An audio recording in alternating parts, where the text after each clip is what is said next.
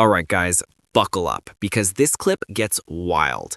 Congresswoman Anna Paulina Luna drops one of the most explosive claims yet, that Jeffrey Epstein, the same Epstein the media tiptoes around, may have been connected to foreign intelligence. And suddenly the whole protect the Clintons at all costs routine starts to look a lot more like a cover-up than a coincidence. The media keeps screaming about Trump, but Luna lays out evidence that the real connections, the island trips, the emails, the creepy painting in Epstein's house, all point somewhere very different. So let's break it down together pause by pause, because this interview is basically a demolition of the establishment narrative. My next guest has been pushing for answers on the Clintons, pointing out on X, Bill and Hillary Clinton are refusing to appear before House oversight for their depositions regarding Jeffrey Epstein. Notice how House Democrats suddenly have nothing to say about it. Joining me now, Florida Congresswoman Anna Paulina Luna. Congresswoman, thank you for being with us here today. Let's talk about Bill Clinton. For all the talk regarding Jeffrey Epstein, so much of it in many corners focuses on President Trump.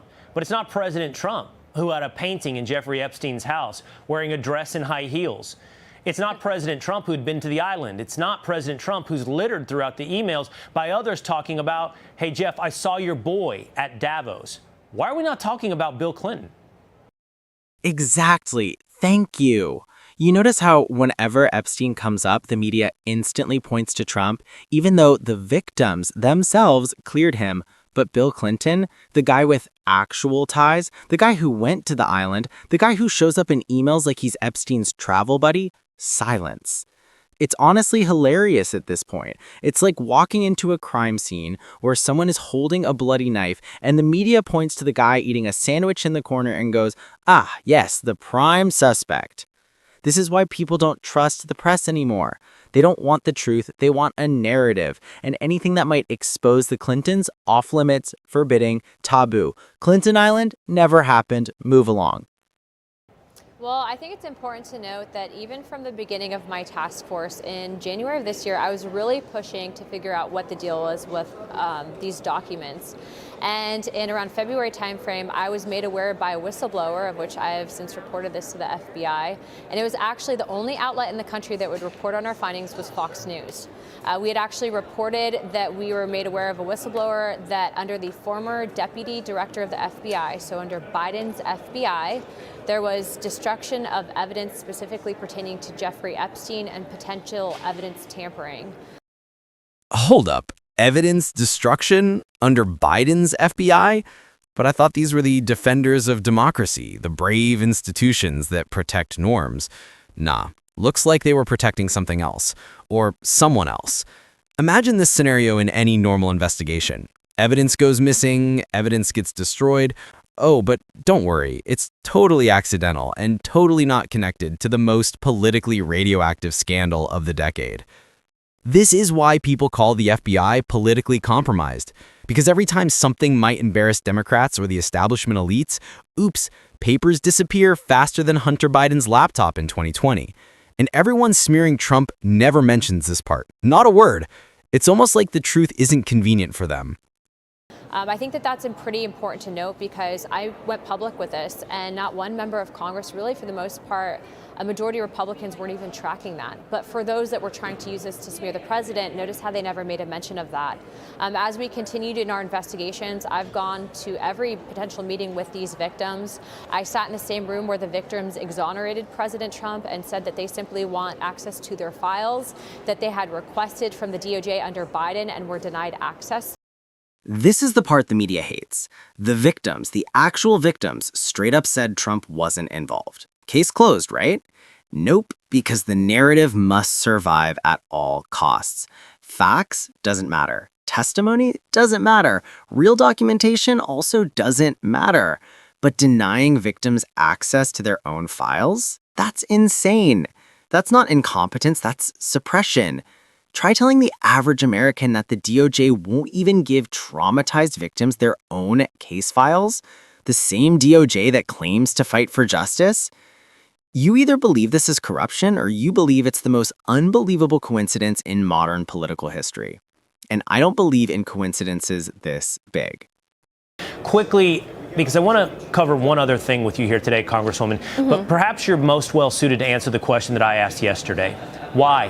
Why did so many high-profile figures continue to consort with Jeffrey Epstein after his 2008 conviction for soliciting an underage minor? Why, from every academic walk of life, from finance to politics to entertainment, did so many people turn to Jeffrey Epstein to ask him questions about their life, their business, to be his friend? Jeffrey Epstein was a master manipulator. We've heard this not just from the victims, but it's very evident in how he handled and manipulated politicians as well as world leaders. I believe that his immense wealth lured people in, kind of how a bug is lured to a bug zapper. And ultimately, I do believe that there's an aspect to Jeffrey Epstein that involves foreign intelligence. Now, this is what the audience clicked for, the master manipulator angle. And Luna is hinting at what many people have suspected for years, but were told was a conspiracy. Epstein wasn't just some creepy billionaire with an island. He was running an intelligence-style compromat operation. Think about it, the wealth, the access, the inexplicable relationships with world leaders, academics, billionaires. This guy operated like a spider at the center of a web. Foreign intelligence involvement? Honestly, it makes more sense than any explanation we've been fed. If Jeff Bezos suddenly had access to every politician's dirty laundry, you'd raise an eyebrow. Epstein had that, but somehow we're supposed to think he did it alone. And if he really was connected to foreign intelligence, then no wonder certain people in Washington want this buried 6 feet deep. But make no mistake, if it was American intelligence, we would have had some form of file on him that existed at the CIA. And to my knowledge, that doesn't exist. The fact is that Jeffrey Epstein was running an operation where he was collecting information on people, which is why they try to smear the president. But we know that Mr. President is clean and he's the most investigated man in U.S. history. And definitely, I'm frankly glad that those emails came out because it proved exactly what we've been saying the whole time. So to be clear, there's a lot of wealthy financiers from New York. There's a lot of people connected politically. Very few of them seem to have the deep relationship he had in all walks of life. Your answer to me as to why suggests the distinguishing factor with Jeffrey Epstein from your other politically connected wealthy individuals is that you believe he's also connected to foreign intelligence, that he was using that as an operation to compromise individuals in the United States. Yes. What specifically, who's he work for, Jeffrey Epstein? I had asked the victim attorney representation directly in front of all of House Oversight and the Speaker of the House if, to their knowledge, he had information or if he was involved with a foreign government. And they said that he was actively in communication at the time while he was under arrest with the former director of the CIA, so different administration, not Trump's administration, but different administration, and that they had heard / had potentially knowledge that he was involved with Israel, Iran, and Russia. Hold on a second. You're telling me Epstein, while under arrest, was still exchanging notes with a former CIA director and may have been tied to multiple foreign intelligence agencies? That's not normal. That's not even close to normal. That's spy movie level insanity. This is where the "he was just a perverted billionaire" narrative completely collapses. If what she's saying is accurate, then Epstein wasn't just enabled by elites, he was useful to them. And here's the kicker. If he had intel ties, then exposing the full truth wouldn't just embarrass powerful people, it could expose entire operations the government wants hidden. Suddenly, the missing evidence, the media silence, the Clinton blackouts, the DOJ chokehold, all of it makes perfect sense. You don't cover for a rich creep. You cover for an asset.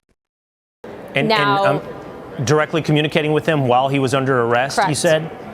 That he had communications with foreign intelligence, correct? That he was directly communicating via his bodyguard through notes with the former director of the CIA. And this is, mind you, not during the Trump administration, but when he was first on house arrest. So I believe it was actually under the Bush CIA director. And to be clear, Congresswoman, you're getting this information from where? From the victims' attorneys. And they actually told all of this to House Oversight. So Democrats, Republicans, and the Speaker of the House. So from victims' attorneys that Jeffrey Epstein is connected in the manner that you're talking about to foreign intelligence services. Correct. So there you have it. Epstein wasn't just some random monster. He may have been a master manipulator with deep ties to intelligence networks, foreign and possibly domestic. And if that's true, then no wonder certain political figures are desperate to bury this story, shut down oversight, and pretend the Clintons never knew the guy.